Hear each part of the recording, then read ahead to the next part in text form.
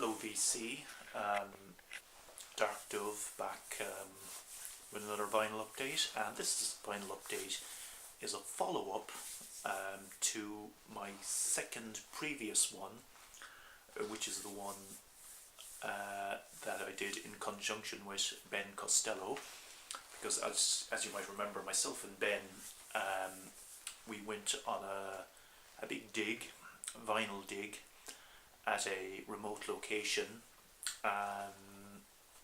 picked up a lot of stuff. We did say that we would make a return visit and do follow-up videos. So yesterday we returned to that location. Kind of mixed results this time. We had stuff well, at least I had some stuff set aside to pick up again. The place has been hit since by a professional seller who I suspect got quite a lot of good stuff, but there was a lot of hard digging. We did find some gems, so just to get the ball rolling. Ben picked up this the last time and gave it to me. It was just I left the disc behind in his car, so those are now reunited again. Gary Newman complex. Ben grabbed this for me last time, and he had it. He meant to give it to me last time we were there, but he forgot. And it's Depeche Mode, the singles, 81 to 85 on mute. So it's that infamous PR signature, which is on virtually almost all of these records. Okay, I mentioned last time that I came across a copy of Shirley and Dolly Collins' Love, Death and the Lady, very rare folk album, and it had the wrong record in it, so I set the sleeve aside anyway to pick up. So I picked it up anyway. Now it's not actually the original Harvest version. It is a reissue on BGD records from 1987. But still, this version, it's not quite as rare or as valuable as the Harvest original, but it still is quite sought after, and it goes for quite a lot. So I've put it down on my want list on Discogs, and hopefully if somebody's selling the disc without the sleeve, depending on how much it is, I'll jump on it. So but I'd say it's pretty unlikely, because it does go for quite a lot. So anyway, the first item that I actually found, new item which I hadn't set aside from last time, was this, and a bit of Morricone, Ennio Morricone, soundtrack album for a few dollars more and a fistful of dollars. This is a German pressing, combining both movie soundtracks. It's on RCA. It's from 1971. That's a great cover. Just couldn't go away without that. Just had to grab that. Now, another item which I think I had put this in a pile last time I was there, but I didn't really kind of check the disc. That's Deep Purple and Fireball. It's it's an original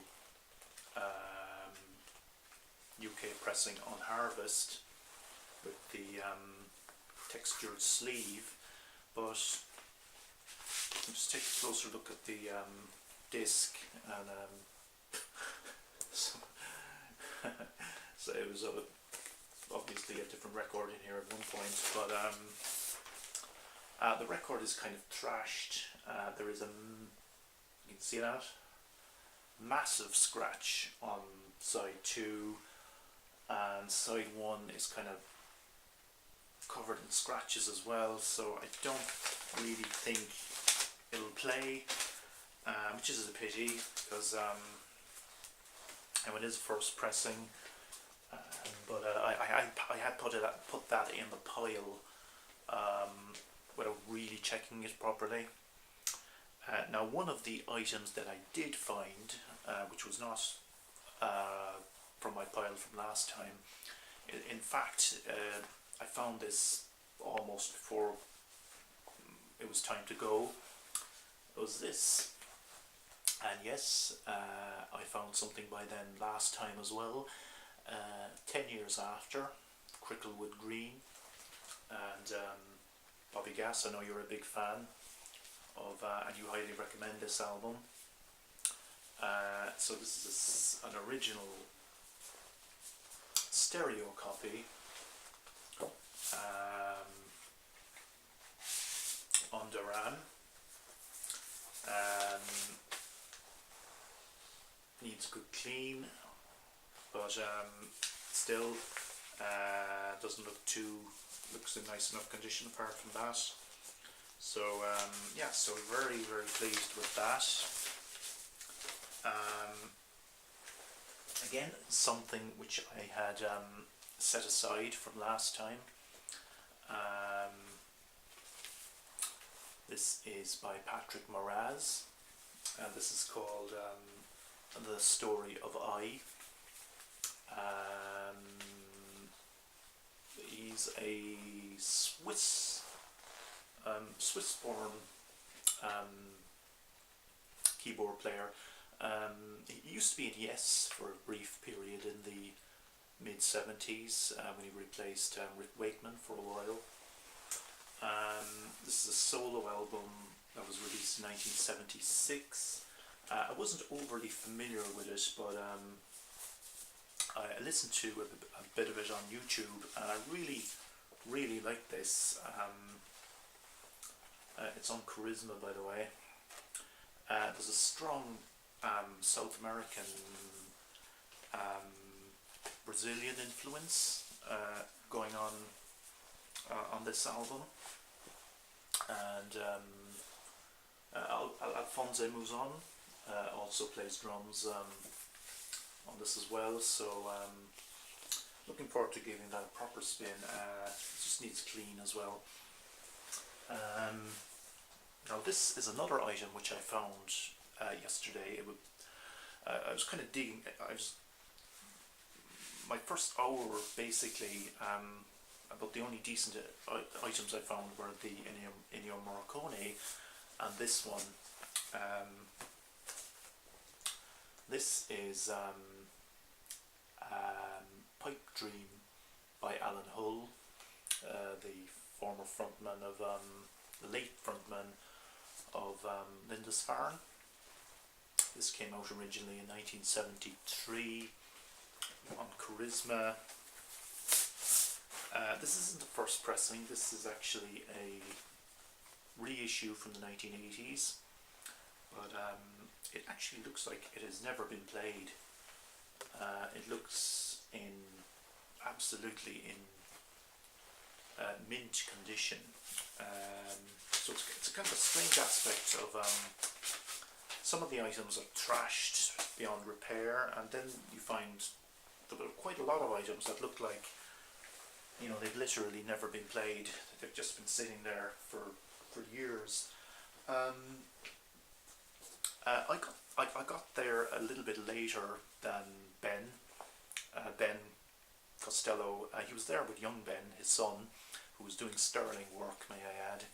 And Ben had already found a few items for me in his digging. One of which was this, Francoise Hardy.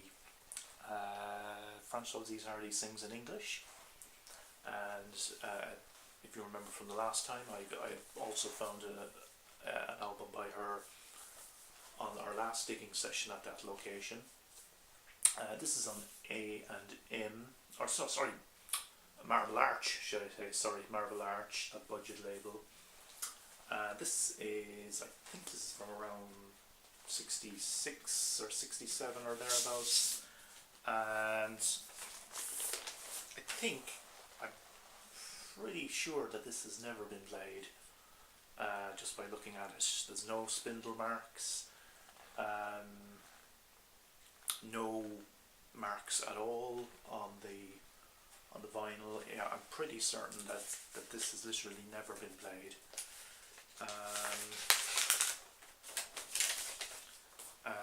Very, very pleased to find that, because as you know, it's quite hard to come across her stuff in the wild here where I am.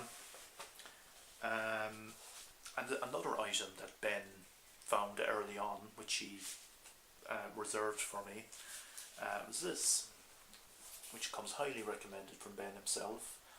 And this is Jennifer Warren's Famous Blue Raincoat. And this is where she covers songs by Leonard Cohen. So, sorry, as you can see there. So I haven't listened to this myself, but it comes highly recommended from Ben, who spotted it, and he has it already, and he grabbed it for me. So thanks for that, Ben. Another few items. Yeah, so Ben grabbed two of these. The Teardrop Explodes, Kilimanjaro, Julian Cope's band from 1980. This comes with two different covers. I really do not like this cover, but there is the first pressing has a picture of the band, but this is a later reissue with this kind of very literal interpretation of the title, Kilimanjaro. But still very pleased to grab this, because this is a great album, and there were two copies, so Ben got the other one. Now, this is a bit of a strange one. I got not one, not two, but three copies of Soft Cell Non-Stop Erotic Cabaret. For some reason, I thought I had two of them, but as it turns out, I actually bought three. I don't know how the third one got into the pile, but I gave one to Ben, because he doesn't have this album already, but that's not the original inner sleeve, by the way. But now I've ended up with two copies myself, which are actually appear to be two different pressings.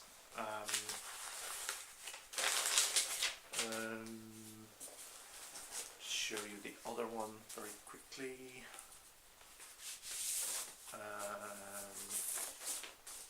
There we go.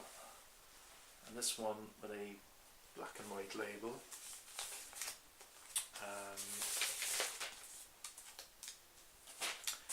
And this is a fantastic album. One that I've been looking to get on vinyl for quite a while. Classic synth pop album from 1981. So now I have two copies. Another one that Ben grabbed early on. In fact, he got two. I think he got this last time as well, and he showed it in his last video.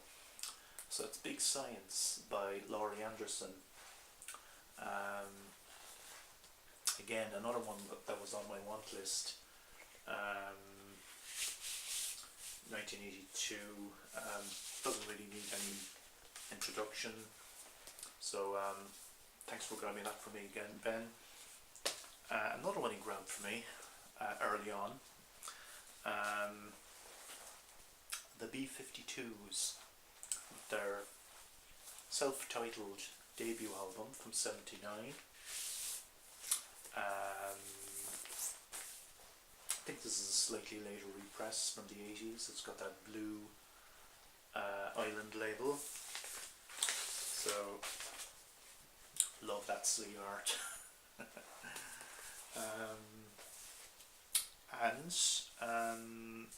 staying with the '80s, this is Orchestral Maneuvers in the Dark.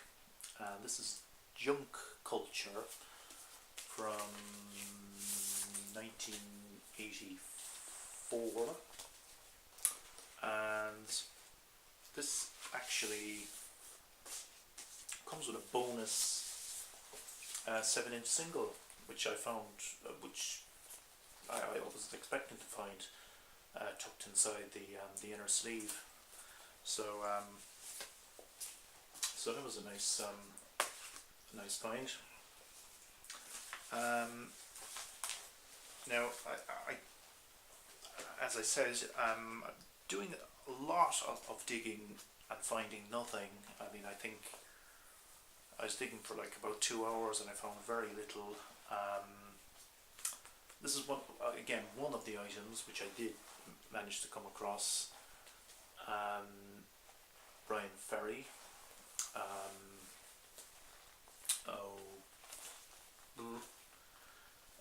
Another Time, Another Place, from 1974. This is one of his cover albums where he basically covers other artists, you know, like he did on The Bright Stripped Bare and These Foolish Things. Yeah, it's got that unusual label there, but I think it's a silhouette of Ferry himself there. So yeah, so another welcome find. Now what? Oh yeah, made a couple of nice, two interesting finds which I made of Irish items. It's that Gail Lynn label, which I showed you something from that, which I picked up on the last dig. This is called Gail Lynn Cabaret. I don't know who most of these performers are, but this is a very, very good label indeed. It's always worth grabbing. Ben Costello, you'll know who that person is. She went on to become a well-known TV presenter.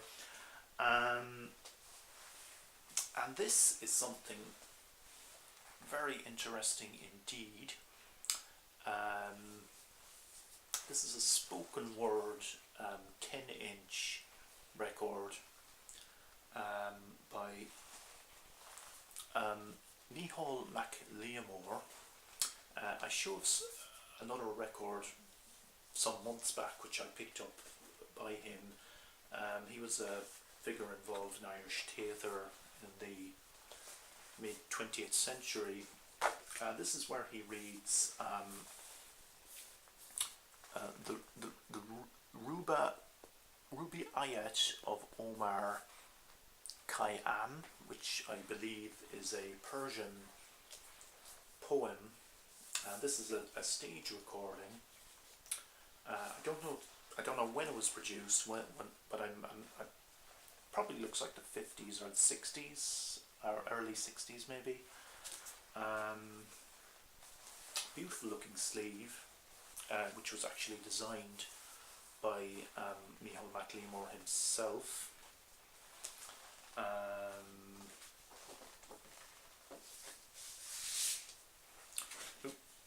Can't really find too much information about this online. It's not on Discogs, but it looks like a very interesting item indeed. So so that's a keeper.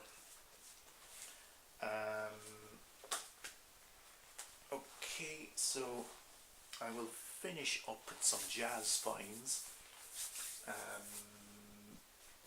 Some of these I'd set aside from last time, one or two I found yesterday on the day.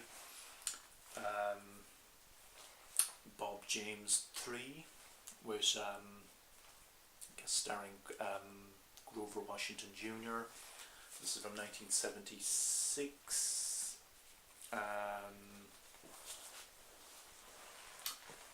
One of the tunes on it actually is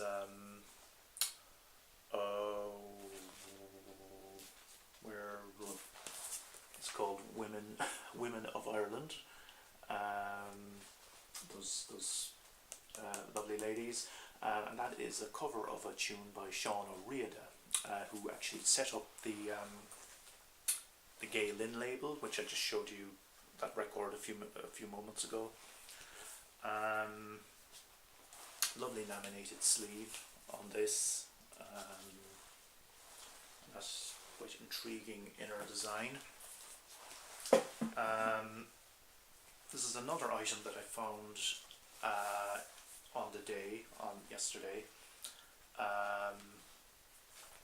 Bob James Touchdown.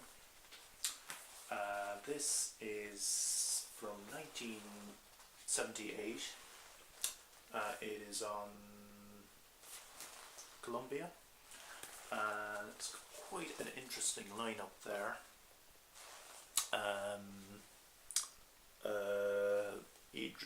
Idris Muhammad,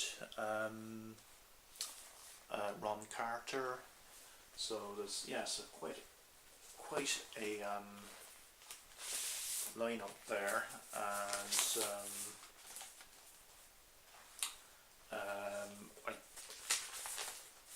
I'm not the biggest expert when it comes to jazz, but always looking to pick up more stuff, and I have been getting quite good tips from watching some videos of some of the VC members, like Freddie Big Star, for instance. Now this is a very interesting find. This is by Oliver Nelson. More Blues and the Abstract Truth.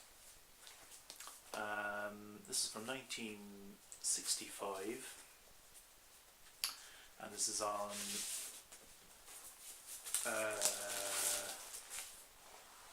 his master's voice. Has been played a little bit, but it looks okay though. It has a few kind of minor marks on it. So I'd say that's quite a good find, I would say, but I wouldn't be usually overly familiar with it. Another jazz pickup, this sampler album, All Jazz, a Pacific Jazz recording, and this appears to be part of a 2-record set. Quite an interesting lineup, as you can see there. Jazz Crusaders, Cannonball Adderley, so quite an impressive lineup there. Record in nice condition but needs an inner sleeve. Loads and loads of, well, 3 Dave Brubecks. One is this 1970s 25th anniversary reunion, which is I think it's recording of a concert from '76.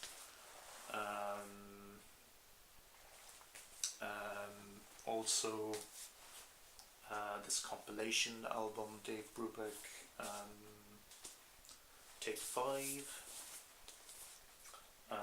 It's kind of the best of sampler. And this is quite interesting. Dave Brubeck, Time In. One weird kind of feature of this is that, I mean, it appears to be on Columbia, but the labels have all been covered over with sellotape, or which, I mean, masking tape, red masking tape, and the actual label itself also has this red masking tape completely masking basically the label. So I'm not 100% sure what the reasoning behind that was. Perhaps it was an import copy. Don't know, but I think that is everything. So I left a few items behind as well because I didn't have enough money to pay. Had to leave some stuff behind. So again, we got these items for roughly just slightly more than €1 each. So I wouldn't quite say there were any kind of grails, but still, nonetheless, we made some very interesting finds. Ben will be shooting his own video because he picked up some really nice stuff as well. So keep an eye out for that, and till next time, thanks for watching.